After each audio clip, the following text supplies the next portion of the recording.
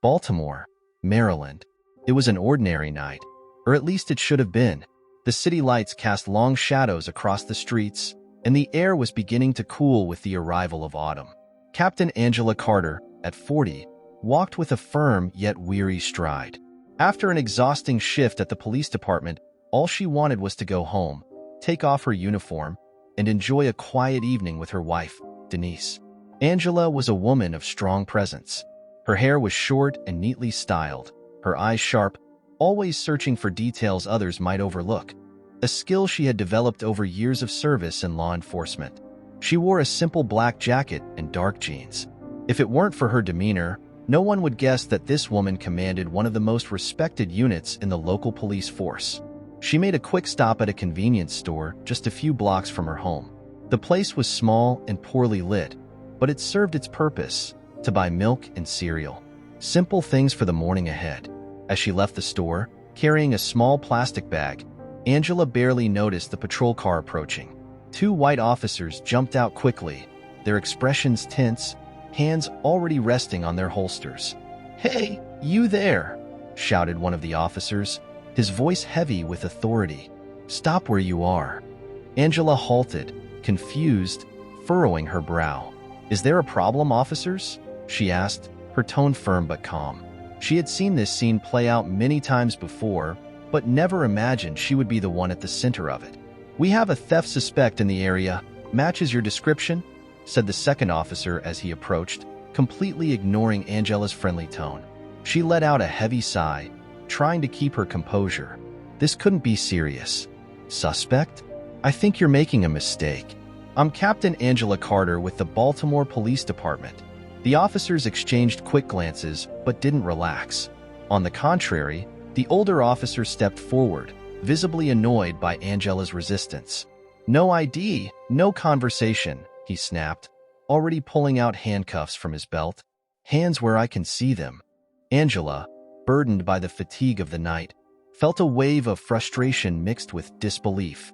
Even as part of the very institution she had fought to change for so many years, here she was, subjected to the same prejudice others faced. "This is absurd," Angela exclaimed, keeping her voice steady. "I am the police captain." "Hands in plain sight now," ordered the younger officer, his hand firmly on his weapon's holster.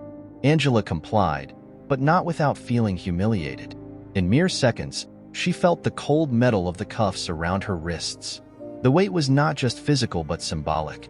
Angela glanced around, noticing the few passers-by, some stopping to watch, their expressions filled with curiosity and shock. "You're going to regret this," Angela murmured, striving to maintain her composure. The atmosphere inside the patrol car was tense, the silence heavy. Angela, sitting in the back seat, watched the familiar streets of Baltimore pass by the window. The city lights seemed more distant, colder.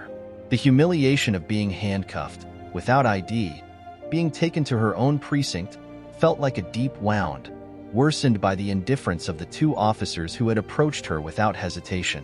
"Do you really not know who I am?" Angela asked, her voice laden with incredulity. The younger officer, Tom, was driving. He exchanged a quick look with his partner, Michael, in the passenger seat. "Look, ma'am," Tom began, but his voice faltered, unsure of how to finish. He sensed something was off, but was committed to the situation. Michael, the older and more assertive officer, interrupted with a sharp tone. "It doesn't matter who you say you are. We're following protocol. No ID, no cooperation. We'll sort this out at the station." Angela closed her eyes for a moment, breathing deeply. Protocol, she thought bitterly. She knew the protocol better than they did. So many times she had guided her subordinates on proper approaches, on how bias could cloud judgment, how to handle sensitive situations. Now, she was at the center of one of those very scenarios. "This isn't about protocol, and you know it," Angela replied calmly, keeping her gaze fixed on Michael. "If I were a white woman, you wouldn't have treated me this way." The silence in the car was deafening. Neither Tom nor Michael responded. The discomfort was palpable. Tom kept his eyes on the road, but his expression was tense. Michael, for his part, looked out the window, perhaps trying to distance himself from words he knew were true but wasn't ready to confront. "We'll see when we get to the station," Michael murmured, lacking conviction. When they arrived at the precinct, Angela was escorted inside without ceremony. She stood tall, head held high, refusing to yield to humiliation, but every step felt torturous. She knew every corridor of that place. She had spent years of her life there, climbing the ranks, building her reputation as a fair yet tough leader. Now, she was being treated like a criminal. In the precinct lobby, a group of officers was gathered, chatting and laughing, until Angela walked in, handcuffed and flanked by Michael and Tom. The laughter stopped instantly. The shock was immediate. "Captain Carter?" asked one of the officers, visibly stunned. He stood up from his chair, eyes wide, unable to believe what he was seeing. Michael, finally realizing the monumental error they had made, let out a heavy sigh and looked at Angela, the color draining from his face. "Wait, she's the captain?" Tom whispered, turning to Michael, his eyes wide with panic. He felt his stomach churn. Angela stared fixedly at Michael and then at Tom, her words sharp. "That's right. I am the captain. And you two just committed one of the biggest blunders of your careers." The silence in the precinct was absolute. Inside the precinct, the tension was palpable.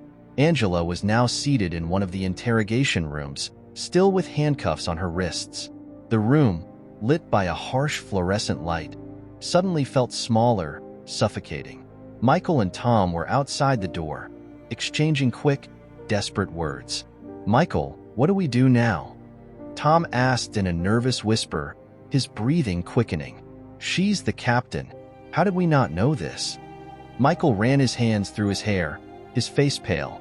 "How the hell was I supposed to know?" he murmured, visibly shaken. "She didn't have any ID. We did what we thought was right. But this is a nightmare." Tom shook his head, regret starting to weigh heavily on his shoulders. "This should never have gotten this far," he said, his eyes fixed on the door of the room where Angela waited. "We could have asked questions, verified before putting her in cuffs." Michael fell silent for a moment, reflecting on Tom's words. They knew that the mistake was not just technical. There was something deeper, something they both were avoiding admitting. Tom then murmured, "And what if she's right? What if the approach would have been different if she were white?" Michael turned abruptly to him, a conflicted expression on his face. "We're not ready for that right now, Tom. We need to fix what we did." Inside, Angela sat in silence. She had seen the panic in the eyes of the two officers, and while she knew the situation was about to be rectified, the wound had already been opened. This wasn't just about the identity mix-up, it was about what that mix-up meant. Implicit racism, institutional bias. She was all too familiar with these struggles, but never imagined she would be on the other side of them like this. The door swung open abruptly, and Police Chief John Randall rushed in, visibly shaken. He was a burly man in his early 50s and had worked with Angela for over a decade. When his eyes met Angela's, filled with disbelief and disappointment, he swallowed hard. "Angela, my God, what happened here?" Randall asked, urgency in his voice. "They're already checking the details, but I can't believe this happened." Angela maintained her strong posture, but the pain was evident in her gaze. "I didn't have my ID, Randall," she replied coldly. "But this is much bigger than just a lack of identification." Randall furrowed his brow, trying to grasp what she was saying. He gestured for the cuffs to be removed immediately.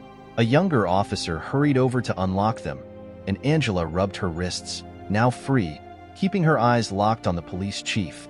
"This should never have happened," she continued. "Do you think this was just a misunderstanding? It was more than that. Michael and Tom didn't think twice before approaching me as a suspect. The color of my skin spoke louder than any attempt I made to identify myself." Randall looked uncomfortable, but Angela didn't hold back. She knew this couldn't just be another case of administrative error. It needed to be treated as something larger.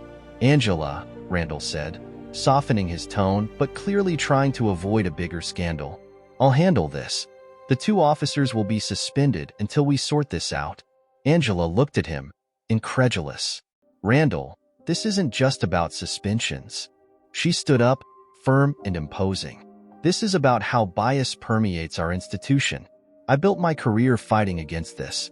And now, look where we are. I was handcuffed in front of civilians by officers who should know better. This cannot be swept under the rug."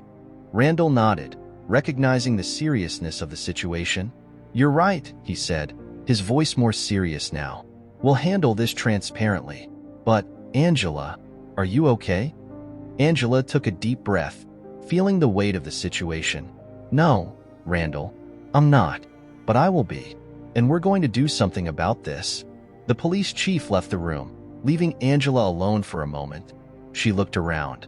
The interrogation room felt emptier than ever, but her words echoed in her mind. This cannot be swept under the rug. News of the incident spread quickly throughout the precinct and soon began making local headlines. Captain Angela Carter, one of the most respected officers in the Baltimore police, had been mistakenly handcuffed. The irony was evident and cruel. Initial shock soon morphed into a wave of outrage, both within the police force and the community. Angela was back in her office, but she couldn't focus. Her thoughts were torn between the humiliation she had endured and the impact the event would have on her career and the department as a whole. The precinct, which once felt like a second home, now felt hostile, filled with furtive glances and whispered conversations. As Angela reviewed some reports at her desk, the door opened, and Chief Randall stepped in without knocking. He wore a tense expression, clearly worn down by the situation unfolding. "Angela," he started, closing the door behind him, "this is getting worse. The media is already on the story. The public relations department is trying to manage it, but you know how these things go. We don't have much control over what will be published." Angela looked up from the report, meeting Randall's gaze. "Of course it's getting worse, Randall." Her voice was steady, but resentment was palpable. A police captain being handcuffed by her colleagues in public? This isn't something that's going to disappear with a press release. Randall sighed and sat down in the chair across from her. He looked exhausted, as if the weight of the department was on his shoulders, but Angela knew the weight she carried was even greater. "I suspended Michael and Tom, as you requested," he said, trying to project an image of action. "They're off duty while we investigate what happened." Angela leaned forward, crossing her arms on the table. "Randall," she said, her voice firm, "do you really think suspending 2 officers is enough? This isn't just about a mistaken identity. It's about what led to the aggressive approach in the first place. I'm a police captain, and even then, I was treated like a criminal because of my skin color. What does that say about the rest of the force?" Randall opened his mouth to respond, but stopped short. He knew Angela was right, but it was clear he was struggling to find the best way to address the situation without causing even more rifts. "The department is already under scrutiny, Angela. You know how fragile the relationship between police and the community has been in recent years. An incident like this only makes things worse." He hesitated before continuing. "I'm trying to handle this as best as I can, but I need you to be careful too. The situation is volatile." Angela stood up from her chair, walking to the office window. She looked down at the street, where reporters were already starting to gather. The flashes from their cameras lit up the precinct entrance. "Randall, the only way we can handle this right is by being transparent and admitting we have a problem. A problem that can't be solved with temporary suspensions or by trying to bury the story." She turned to face him, her gaze resolute. "The Baltimore police need to confront the reality that racial bias exists within our ranks. And I won't be complicit in a culture that denies that." Randall was silent for a long moment, taking in the determination in Angela's eyes. He knew she wasn't just an exceptional captain. She was a leader who never hesitated to do what was right, even if it meant confronting the very institution she served. "So what do you suggest?" he asked, crossing his arms as if finally ready to hear the proposal he knew was coming. Angela returned to her chair and faced him. "We need more than just an internal investigation." She placed her hands on the table. "We need mandatory training on implicit bias for all officers.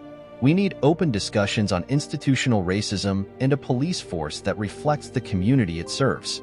And most importantly, we need to publicly acknowledge our mistakes." Randall looked at her, clearly uncomfortable, but aware that there was no viable alternative. The pressure from the media and the community was mounting, and ignoring the situation would only make things worse. You're right, he admitted, finally relenting. I'll arrange a meeting with the board. We'll start with this training. But Angela, it's going to be a tough battle. There's a lot of resistance to these changes. I know, Angela said, a weary smile crossing her lips, but it's a battle I'm ready to fight, and we have no choice. Randall nodded, rising from his chair. Before he left the office, he paused at the door. Angela, I want you to know, I'm so sorry this happened to you.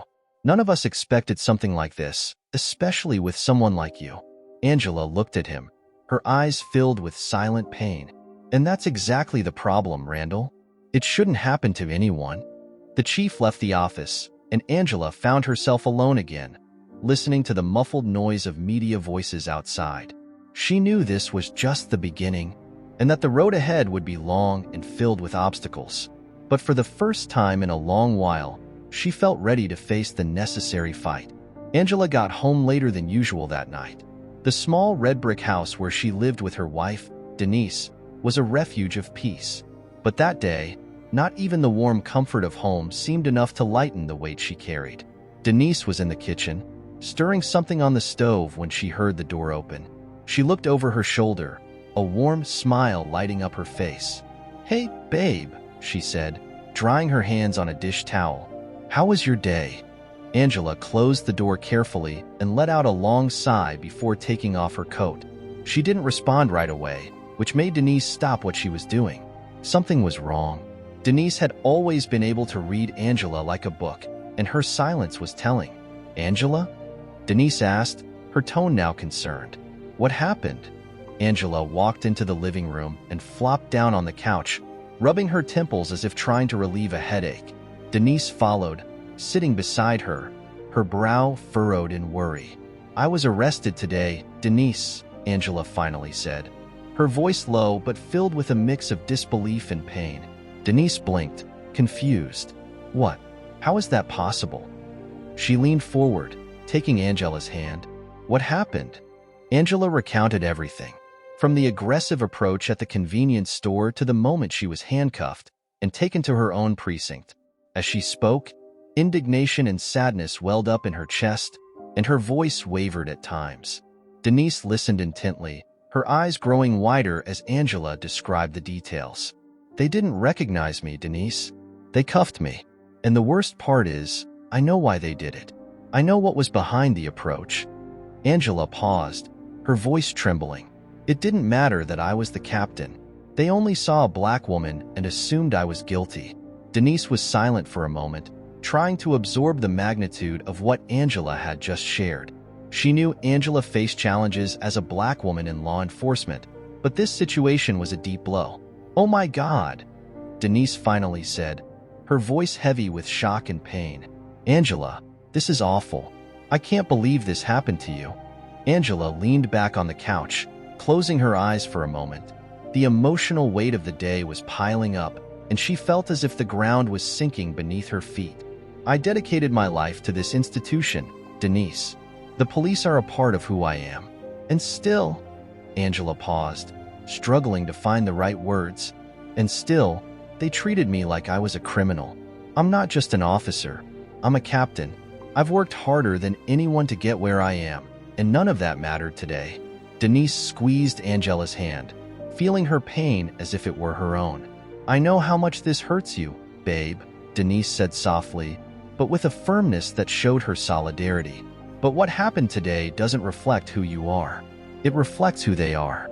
You've always known the system is flawed, that racism is a deep wound in the police. And today, unfortunately, you became a victim of it. Angela looked at Denise, her eyes welling with emotion, but she wouldn't cry. Not now. That's what hurts me, Denise. I fought so hard. I thought I was making a difference, that I was changing things from within. But today I wonder if I've accomplished anything at all. Her voice was filled with a bitterness she rarely showed. Denise leaned in, cradling Angela's face with tenderness. You've done more than anyone, Angela. Just because today was terrible doesn't mean you've lost the battle. Denise paused, searching her wife's eyes. Maybe what happened today shows you that the fight needs to continue. There's still so much to be done, and you're in a position of power to lead that change. Angela lowered her head, feeling the truth in Denise's words, but the burden was still heavy. She felt betrayed, not just by the officers who had handcuffed her, but by the very institution she had served loyally. "I know you're right," Angela said softly, "but right now, it feels like nothing I do will ever be enough." Denise sighed, gently running her thumb across Angela's cheek. "You're a fighter. I know you, Angela Carter. When you feel like everything is against you, that's when you shine the brightest. Don't let this break you. Use that anger, that pain, and turn it into something greater. Make what happened today the catalyst for real change." Angela looked at Denise, feeling a thread of hope return. Denise always knew how to pull her back from the edge, always knew what to say to remind her of who she was. Still, the road ahead seemed harder than ever. "I'll try," Angela replied, her voice slightly trembling but filled with determination. "I won't let this define me.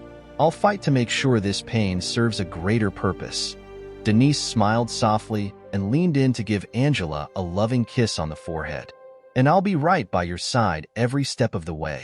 The two sat in silence for a few minutes, holding hands, sharing their pain and comfort.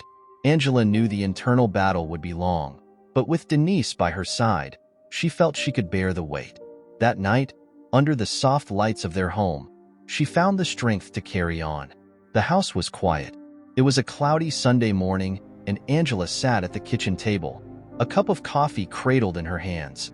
She was on leave, something Chief Randall had insisted she take, but instead of bringing any relief, the break only amplified the emptiness and the questions she struggled not to face. Denise was in the living room, reading a book, but Angela knew her wife was constantly watching her. Since the incident, Angela had become more introspective, less talkative. The impact of being arrested by her own colleagues had left her disconnected from reality, as if her identity was being questioned with every new thought. As steam rose from her cup, Angela reflected on everything she had done up to that point. She recalled her early days at the police academy, how she was one of the few women and the only black woman in her class. She fought against discrimination, skepticism, and the jokes masked as playful banter. She climbed every rung of the hierarchy through hard work, determination, and a firm belief that she was helping to build a better police department. But now, after the incident, she questioned if that was true. Had all her years of service and sacrifice really changed anything? Or had she always been just an exception in a system that continued to marginalize those who looked like her? Denise, noticing Angela's long silence, walked into the kitchen and leaned against the doorframe. "Do you want to talk about it?" Denise asked gently, as she always did when she sensed Angela was sinking into her thoughts. Angela looked at her, shaking her head slightly before sighing. "I don't know if there's much to say, Denise. I'm just reflecting on everything. All this time, all these years, I thought I was helping to change something within the police, but now I'm not so sure." Denise crossed her arms, her expression worried but not intrusive. "You made a difference, Angela. You've inspired so many people, especially black women and girls, to believe they can occupy positions of power. Don't let this episode make you forget that." Angela smiled, but the smile didn't reach her eyes. "Maybe, but I wonder if, deep down, anything really changed. I fought for respect, to be seen as an equal, but at the first opportunity, I was treated like any other black woman would be on the streets. I thought I was immune to that because of my position, but I was wrong." Denise moved closer, pulling out a chair next to Angela. "None of us are immune, Angela, but that doesn't mean your work so far has been in vain. The system is much larger than any one person, and fighting against it is exhausting. I know, but you've always been a fighter, and just because there was a failure doesn't mean you should give up." Angela looked at the coffee in front of her, the dark liquid reflecting the weak morning light. "It's not just about me, Denise. If this happened to me, a captain, what does that say to other black and Latino officers out there facing the same biases every day? I feel betrayed. Betrayed by the system I swore to serve, and betrayed for believing I could make a difference." Denise fell silent for a moment, studying Angela's face, which expressed profound sadness and exhaustion. "I understand why you feel that way," Denise began slowly, "but change never happens overnight. You've done so much, but there's still a lot to be done. Maybe what you need now isn't to try to fix the system alone, but to use this experience to inspire others to join you. Not to change things immediately, but to start creating cracks that will eventually bring down that wall. Angela shook her head, absorbing Denise's words. She knew her wife was right, but the weight of her own disillusionment felt unbearable at that moment. The silence between them was comfortable, but filled with unresolved tension. After a while, Angela broke the silence. Do you think I can go back there and do that, Denise? Do you think I can face those officers again after everything that happened? Do you think I can keep fighting for a system that, deep down, is still so flawed? Denise took a deep breath, contemplating the question. I believe you can do whatever you decide to do, Angela. If you decide that the best thing for you right now is to leave the force, I'll support you. But if you choose to stay and fight for change, I know you can. And more importantly, I know the department needs someone like you. Because if you give up, if people like you give up, who will fight against these flaws?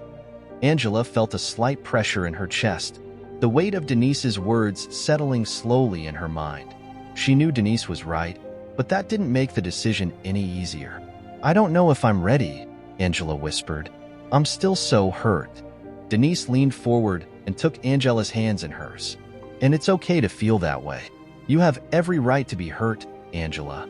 But the truth is, your pain is the pain of many, and your strength could be the strength that others need to keep believing there's hope for change. Angela remained silent, feeling the depth of Denise's words. For the first time since the incident, she began to realize that maybe her journey in the police wasn't over. Perhaps, despite the betrayal and pain, she still had a role to play, a responsibility to those who believed she could be the change they needed to see. I'll think about it, Angela said, squeezing Denise's hands. Thank you, love. I needed to hear that. Denise smiled, rising to place a gentle kiss on Angela's forehead. I'll be with you, whatever your decision. You're never alone in this fight. As Denise returned to the living room, Angela remained at the table, staring at her now lukewarm cup of coffee. She didn't have all the answers, and she knew the road ahead would be challenging. But one thing became clear to her in that moment. She couldn't let the incident define her. Angela knew she still had a lot to offer, both to the community and the department. The question now was how she would choose to use her pain and her voice to make a difference. While Angela faced her own reflections at home, the atmosphere at the precinct was tense. The incident involving the captain had spread like wildfire, and everyone knew how serious the situation was.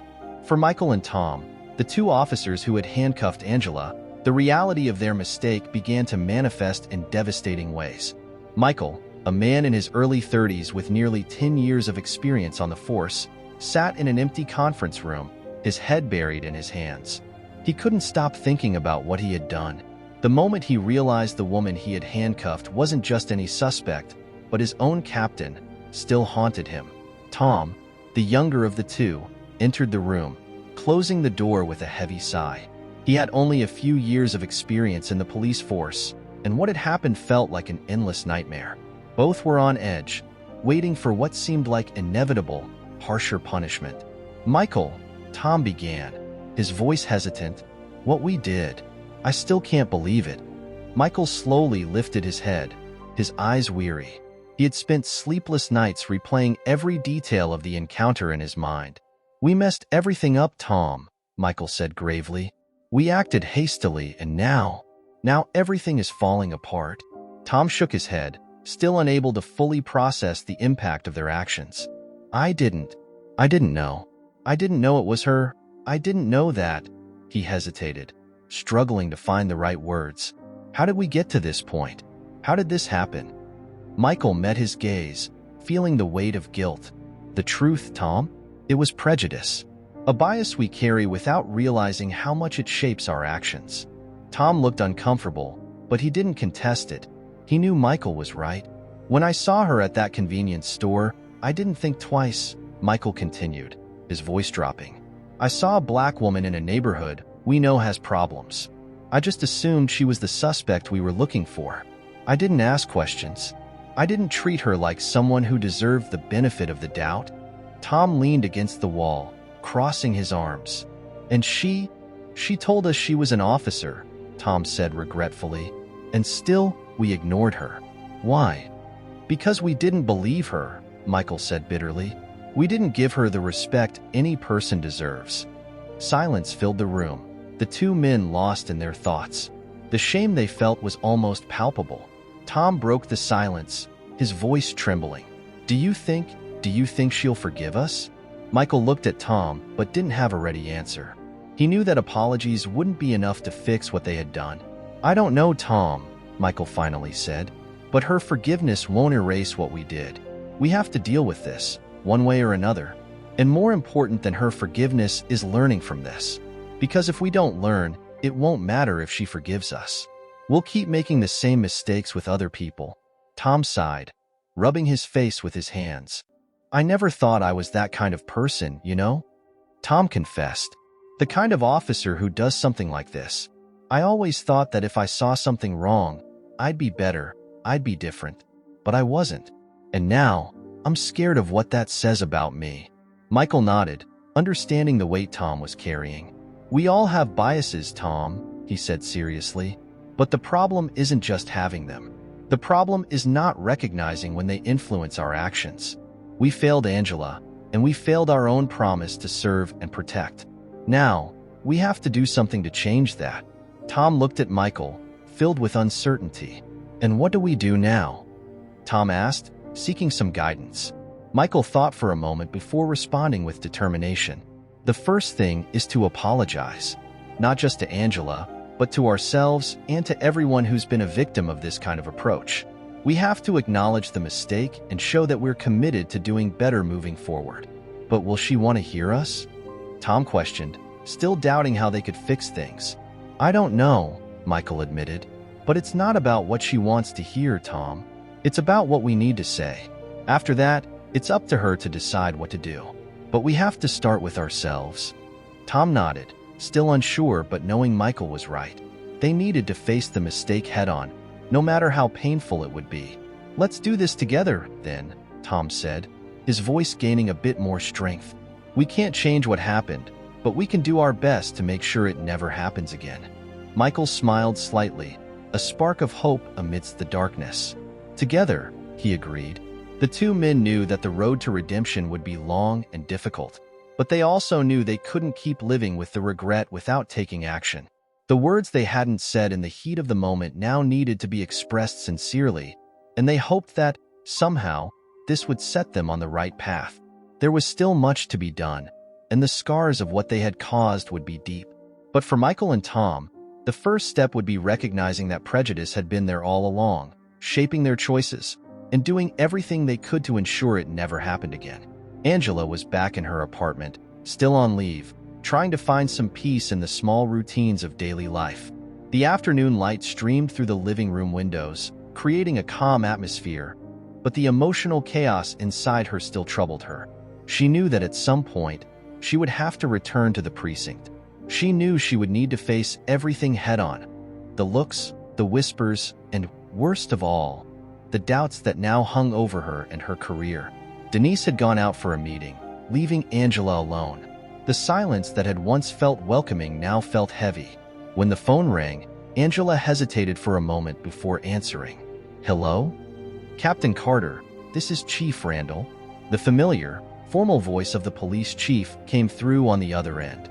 I know you're on leave, but I wanted to see if you'd have time for a meeting today. Michael and Tom, they want to talk to you. Angela closed her eyes for a moment, feeling a tightening in her chest at the mention of their names. They want to talk to me, she repeated, surprise evident in her voice. Yes, they've asked to meet with you. I think they're feeling remorseful, Angela, Chief Randall said, trying to soften the blow. Angela fell silent. Part of her didn't want to face them, didn't want to relive the incident. But another part knew that this was inevitable, that this conversation needed to happen for her to move forward in some way. I can meet with them, she finally replied, her voice steady but tense. Great. I'll set it up for an hour from now in my office, Randall responded, relieved. When the call ended, Angela felt a wave of conflicting emotions. She knew she had to stay calm, but just the thought of looking at Michael and Tom again brought back all the humiliation and shock she felt on the day she was handcuffed. An hour later, Angela found herself in Randall's office. The space felt familiar, but this time it was charged with a different gravity. When she entered, she saw Michael and Tom already waiting, both looking uncomfortable and nervous. They stood up as she walked in, but Angela ignored them for a moment, greeting Chief Randall before taking a seat. Michael was the first to speak, his voice hesitant and full of guilt. "Captain," he began, but his voice faltered momentarily. He looked to Tom for support, but Tom seemed lost in his own emotions. "Angela, we made a terrible mistake. A mistake that should never have happened." Angela kept her gaze fixed on Michael, saying nothing. She wanted to hear them out, but she wasn't willing to make it easy for them. "What we did was unacceptable," Tom continued, his voice low, almost a whisper. "Not just because you're our captain, but because what we did was based on biases we didn't even realize we had." "We failed," Michael said, shame clear in his words. "We failed you as a colleague, as an officer, and most importantly, as a human being. We know that apologies won't erase what we did, but we need you to know that we're truly sorry. And we want to learn from this. We want to change." Angela crossed her arms, watching them for a moment. The silence in the room was almost palpable, each second heightening the tension. Finally, she spoke, her voice calm but charged with emotion. "You talk about remorse," she began, "and I believe you're genuinely sorry. But what you did, Michael, Tom, goes beyond a judgment error. It's more than just a we didn't realize. You looked at me, and what did you see? A black woman who didn't even deserve the benefit of the doubt? You handcuffed me without hesitation, ignored what I said, treated me like a criminal, without even giving me a chance to explain who I am." Michael lowered his head, shame burning on his face. Tom looked like he was about to speak, but Angela cut him off.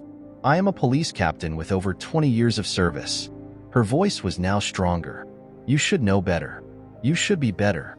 And if you did this to me, what are you doing to people who truly don't have a voice to defend themselves? To young black men, Latino women, the homeless, the marginalized that you encounter on the streets every day?" Tom raised his head, guilt evident in his expression. "You're right, Captain," he said, his voice faltering slightly. "We failed in all those aspects, and we're ready to change, ready to work on ourselves so this never happens again." Michael looked directly at Angela, and there was a raw sincerity in his eyes. "I don't know if you can forgive us, Angela, and I don't expect that to happen today, or maybe ever, but we want you to know that we're committed to being better. We will participate in training, open ourselves up to discussions about bias within the force. Because, honestly, we're ashamed of what we did, and we want to ensure this never happens to anyone else." Angela remained silent for a few more seconds, observing them. Part of her wanted to forgive them so she could move on, but another part knew that forgiveness wouldn't come easily. "I don't know if I'm ready to forgive you," she finally said, her voice steady but filled with pain. "And this isn't something that will happen overnight, but I want to believe that you will change. Not for me, but for all the people who rely on you to protect them, not to hurt them." Michael and Tom nodded in unison, aware that the path to regaining Angela's trust, and perhaps their own, would be long and difficult. "We'll work towards that, Captain," Michael said, a newfound determination in his voice. "You have my word." Angela took a deep breath, feeling the weight of Michael's last words. "I hope so," she replied, standing up, "because what happened to me can't just be a mistake to forget. It has to be a turning point, for all of us." With those words, Angela bid farewell to Chief Randall, leaving Michael and Tom behind, still processing the gravity of what they had done. They knew it wouldn't be easy, but in that moment, both were determined to prove not only to Angela but to themselves that they could be better. Angela felt emotionally drained after her meeting with Michael and Tom. While she knew they were genuinely remorseful, the weight of betrayal from the very institution she served was still hard to bear. However, something inside her knew that simply moving on without trying to change the structure of the Baltimore police would be a mistake. As she drove home, her mind buzzed with ideas. The prejudice she faced, the disregard, wasn't an isolated incident. She knew that.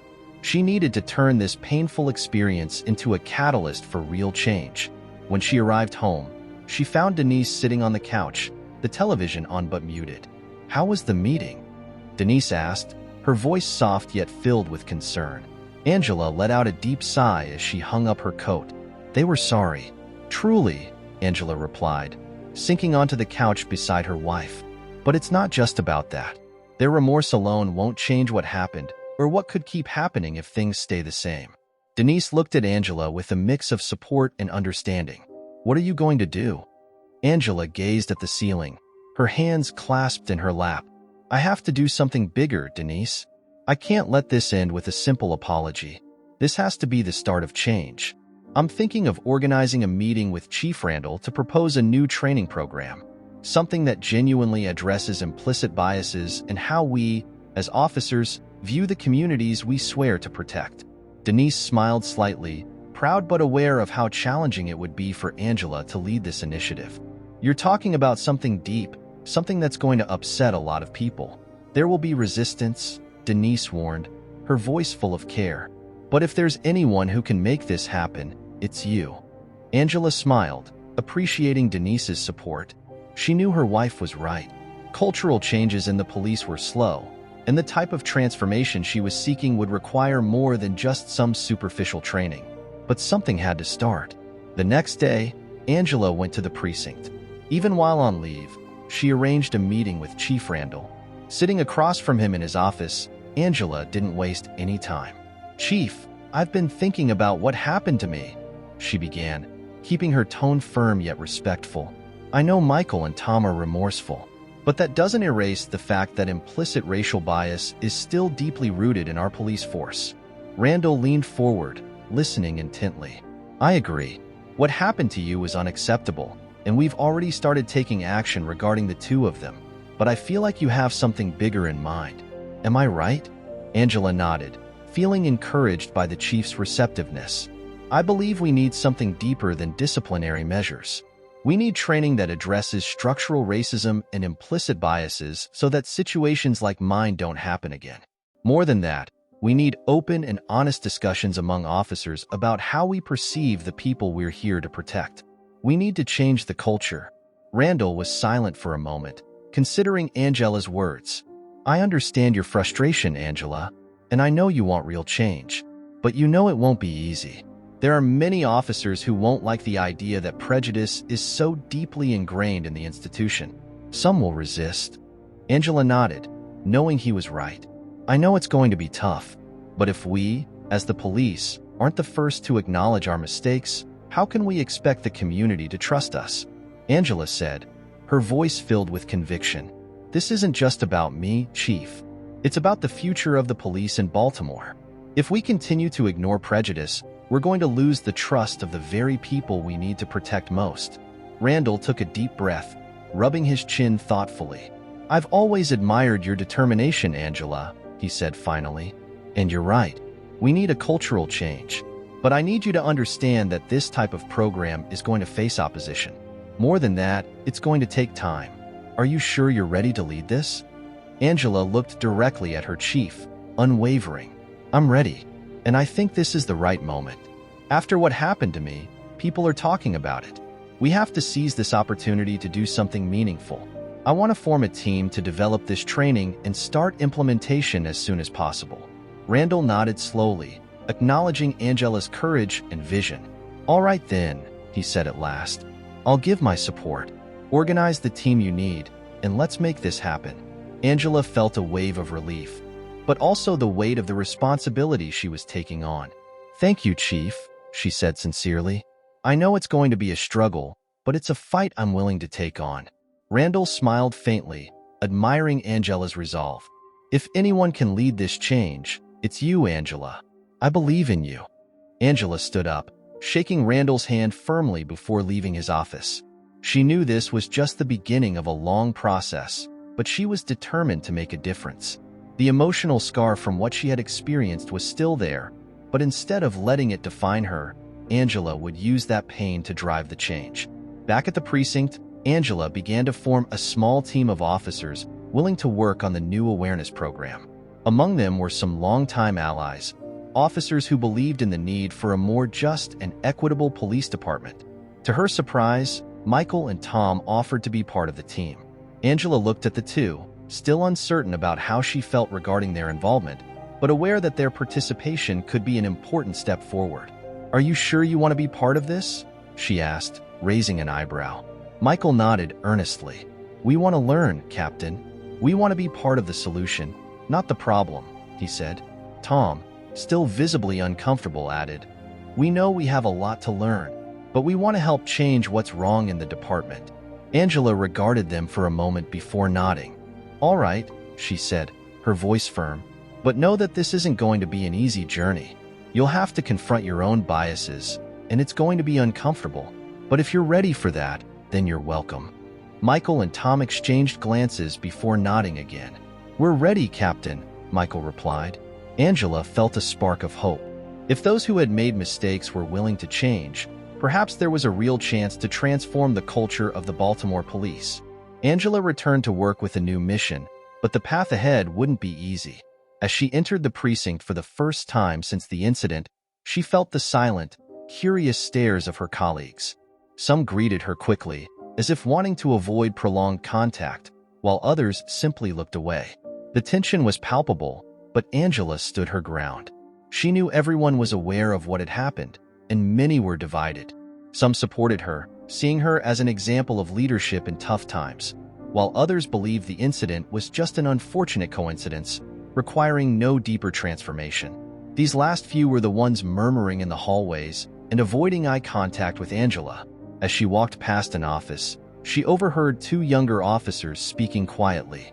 "She thinks she can change everything just because she went through an incident," one of them said, his voice dripping with disdain. "Maybe she should focus on doing her job instead of trying to lecture us," the other chimed in, stifling a laugh. Angela paused for a moment, her ears burning with anger. She could feel the weight of their words and the challenge that lay ahead. But instead of confronting them, she took a deep breath and kept walking. She knew she needed to choose her battles. When she finally reached her office, she found Michael and Tom already waiting. They seemed anxious, but masked it well upon seeing her enter. "Captain," Michael started, quickly standing up, "we just wanted to make sure we're ready to start working on the new program. We know it means facing some tough truths, and we're willing to go through it." Tom, still a bit reserved, added, "It won't be easy. We've heard some comments around, but we're here to do our part, no matter what they say." Angela studied them for a moment, assessing their sincerity. She knew the road ahead would be filled with obstacles, but their presence was a sign that, at least, something was beginning to change. "I appreciate that," she finally said, "but I want you to understand that this isn't about proving something to me. It's about proving something to yourselves and to the community we serve. If you're truly committed, you'll face resistance, both internally and externally. But if we're not all on the same page, this program won't go anywhere." Michael nodded with conviction. "We understand, and we're ready for whatever comes." Angela sighed, feeling some of the tension in her body ease. Still, she knew she would face more challenges, both from her subordinates and the institution itself. "Good," she said, picking up some papers from her desk. "Our first step is to organize a pilot training session. I want you to be actively involved. We're going to talk openly about bias, racism, and how they manifest within the police. And I want you to be the first to share your experiences. If you're not honest, no one else will be." Tom looked hesitant, but Michael stepped forward, determined. "We'll do it, Captain. It's the least we can do." The day of the first training arrived, and Angela was ready. The small conference room was filled with a dozen officers, including Michael and Tom. Angela stood at the front, facing them all with a firm expression. She knew discomfort lingered in the air. Many of the attendees were there out of obligation, while others were merely curious. Few truly believed that something like this could make a difference. She started off straightforwardly. "We all know why we're here," Angela said, looking from one officer to another. "What happened to me was just an example of something many in the community face every day. And it can't continue, especially if we want to be a police force that genuinely protects and serves everyone equally." A murmur swept through the room, and an older officer named Harris raised his hand. "Captain, with all due respect, what happened to you was an unfortunate coincidence. I don't think it's fair to put the entire institution under scrutiny for one isolated incident." Angela knew something like this would be said, and she was prepared for it. Harris, I understand your perspective, she replied calmly yet firmly. But the truth is that prejudice, whether implicit or explicit, is part of a much larger problem. What happened to me wasn't an isolated error. It was the result of years of conditioning about how we learn to see certain people in certain ways. And this needs to be confronted. Now, Harris seemed uncomfortable, but he didn't retort. Angela pressed on, knowing she had to establish her leadership. Today, we're going to start with something simple: honesty. I want each of you to think of a moment when you realized you acted with bias, even if it wasn't intentional. It could be something small, a quick reaction, a wrong assumption, but we need to start recognizing these things before we can change them. Michael was the first to raise his hand, visibly nervous but determined. I'll start, Captain, he said, swallowing hard. I think everyone here knows what happened to you, and I was part of it. In that moment, I just saw what I wanted to see. A black woman in casual clothes coming out of a convenience store. And without even thinking, I assumed she was a suspect. I didn't think you could be our captain. I didn't think at all, really. I just acted. Silence filled the room. Everyone was listening, paying attention. And that's when I realized, Michael continued, his voice gaining strength, that if I could do that to someone I know, someone I respect, what else am I doing without even realizing it? That scared me. And that's why I'm here. Because I need to change that in myself. Angela observed the reactions of the other officers.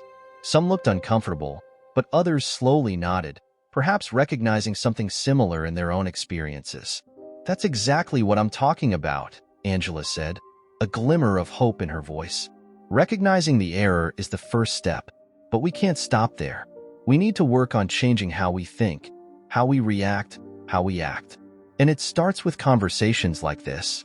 She looked around the room, realizing that even if this was a small beginning, it was still a beginning. Angela knew that as a leader, she needed to carry the weight of this change. She was ready for it, even if the journey would be long and full of resistance. From today on, she continued, this department will commit to change. It's not an option. It's a necessity. We will confront our biases, our mistakes, and build a better police force. Together. With that, Angela wrapped up the session. But deep down she knew that the real work was just beginning. Change was slow, but she was ready to lead the way. Weeks passed, and the atmosphere within the precinct began to slowly shift. Angela devoted herself to organizing trainings and discussions, and the presence of Michael and Tom became a constant in the sessions. The two officers, initially reluctant, were now turning into fervent advocates for change. Together, they started sharing their experiences, encouraging others to do the same. One morning, during a training session, Angela prepared to present a new module on implicit bias. The room was full, with most of the officers actively participating.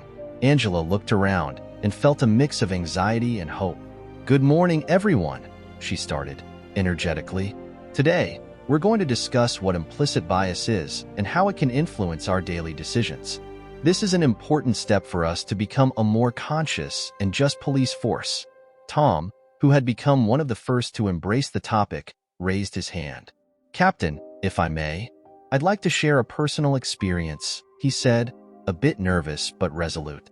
Angela nodded, encouraging him to continue. Recently, I had to respond to a call about a fight at a bar. When I arrived, I saw a group of men, all black, and immediately thought they were the culprits. He paused, taking a deep breath. But when I talked to them, I realized they were the victims. That made me reflect on how our own biases can distort our perceptions. I felt ashamed. A murmur ran through the room, and Angela noticed some looks of understanding. Thank you for sharing that, Tom, Angela said warmly. It's crucial that each of us acknowledges that these assumptions are fueled by a culture that needs to be challenged. Michael added, feeling increasingly comfortable opening up. I also had a moment like that, he said. Recently, I pulled over a driver under suspicion of erratic driving. He was a black man, and I was about to, making assumptions. But as I approached the car, I realized he was nervous because he had just received tragic news about his family. Not only was he not a threat, but he was going through a very difficult time. It made me think about how our perceptions can be so distorted. Angela noticed nods of understanding among the other officers. The conversation was starting to foster an environment of empathy and reflection, something she had always wanted for the police force. "This is exactly what we need," she said enthusiastically. "We need to learn to see people as individuals, not as stereotypes. Each of us carries our own experiences, and it's essential that we use that to connect with the communities we serve." A younger officer named Brian hesitantly raised his hand. "Captain, it's hard for me to hear these stories," he said, a bit nervously.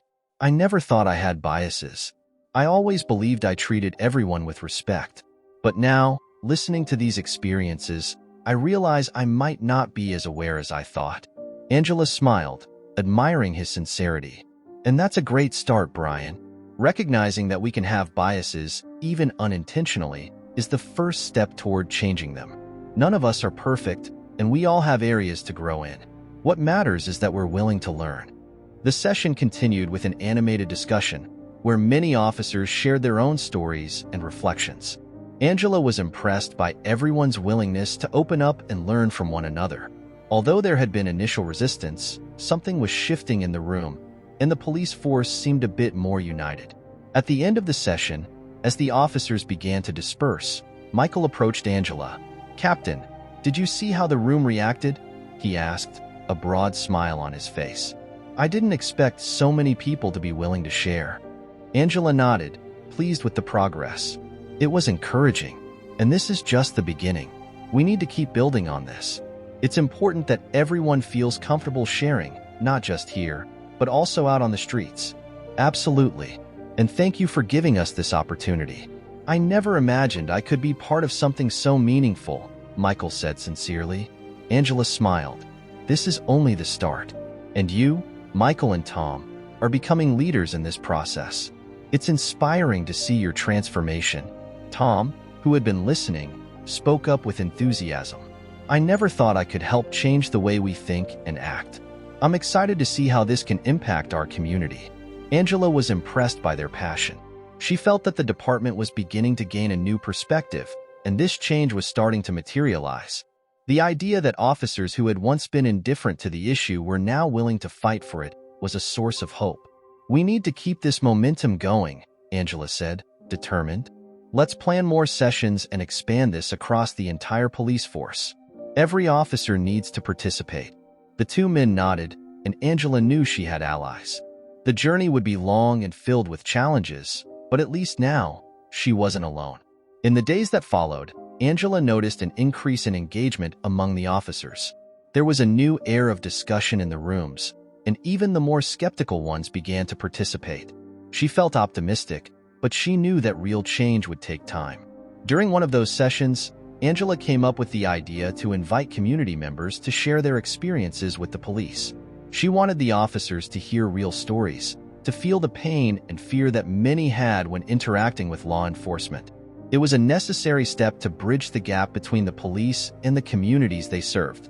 "We need to open the doors," she said during a planning meeting with Michael and Tom. "We have to hear the voices that are often silenced. If we truly want to change, we need to listen to those we're serving." "That could be a big challenge," Michael replied thoughtfully. "Some people might not be willing to speak up." "I know," Angela agreed, "but we need to create a safe space. And we need to show that we're willing to listen and learn, even if it's uncomfortable." Tom, now more confident, added, "I agree. I believe this could be a game changer. If we can make people feel heard, we can really build a bridge between the police and the community." Angela smiled, feeling their determination. She knew they were all in this together. The future was still uncertain, but finally, there was a light on the horizon. The day of the community meeting arrived, and Angela felt nervous. She had prepared extensively for this moment, but the reality of sitting face-to-face with citizens who had their own painful experiences made her apprehensive. The chairs in the conference room were arranged in a large circle, an intentional setup to create a more welcoming and less hierarchical environment. Angela entered the room, accompanied by Michael and Tom, who were determined to help foster open dialogue. The room quickly filled with community members, activists, residents, and even some who had difficult past experiences with the police. The atmosphere was charged with expectation and distrust, But Angela knew this was a crucial opportunity. "Thank you all for being here," Angela began, her voice steady yet gentle. "Today, we are here to listen to your stories and learn from your experiences. This is an opportunity for us, as police officers, to better understand how our actions impact the community." An older man with a serious expression raised his hand.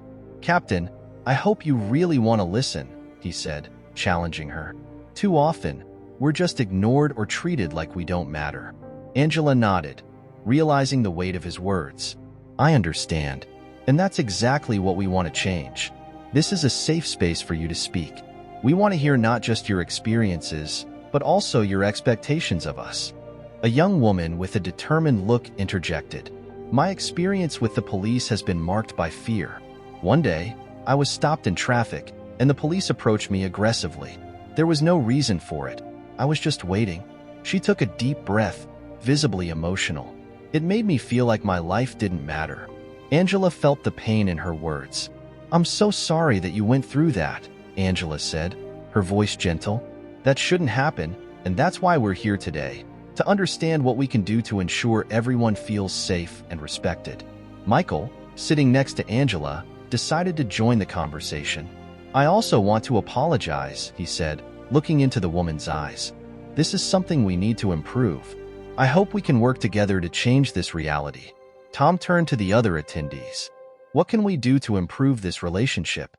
What are your suggestions?" he asked eagerly.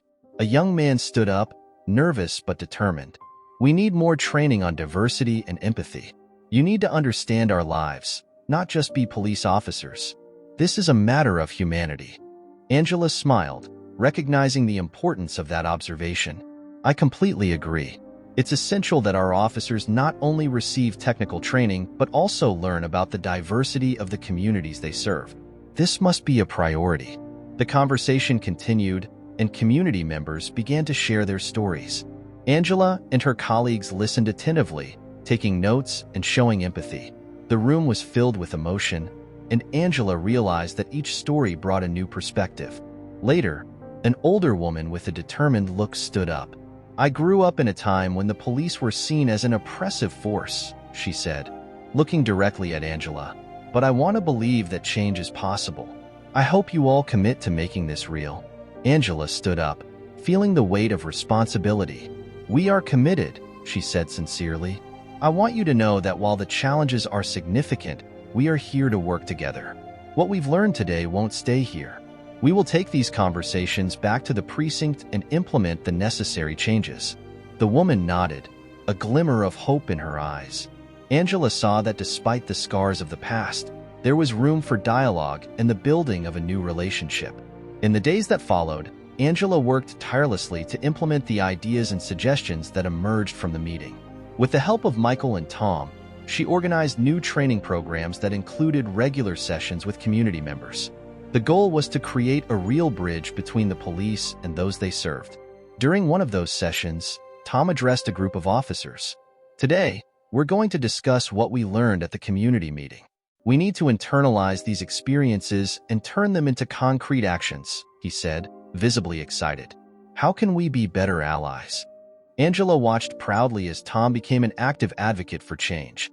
It was a sign that things were shifting, not just within the police force, but also in the hearts and minds of the officers. Michael also stood out, facilitating a series of discussions on implicit bias and structural racism, creating a safe space where everyone could share their experiences. "This is our commitment," Angela affirmed in a team meeting. "We can't change the past, but we can learn from it. And it starts with each of us. We're all in this fight together." The officers began to feel more connected to each other and the community. Conversations that had once been avoided became more frequent, and the atmosphere inside the precinct started to transform. Angela knew there was still a long way to go, but there was finally a sense of hope. At the end of the month, Angela organized a community event to celebrate this new phase of the police force. There were food stalls, live music, and, most importantly, a space for dialogue. Angela felt nervous, but excited to see so many community members and officers together. During the event, a local resident approached Angela. "I wasn't sure if this would be real," he said, with a hesitant smile. But seeing all of you here today gives me hope. I hope we can keep this up." Angela smiled, feeling that her efforts were paying off. "That's our goal. We're just getting started, and I hope we can continue to build this relationship. We're here for you." With that, Angela realized that even with the scars of the past, there was a future filled with hope and opportunities for transformation. The fight against prejudice and injustice wouldn't end anytime soon, but now there was a light on the horizon, and she was determined to keep moving forward, always toward a more just future.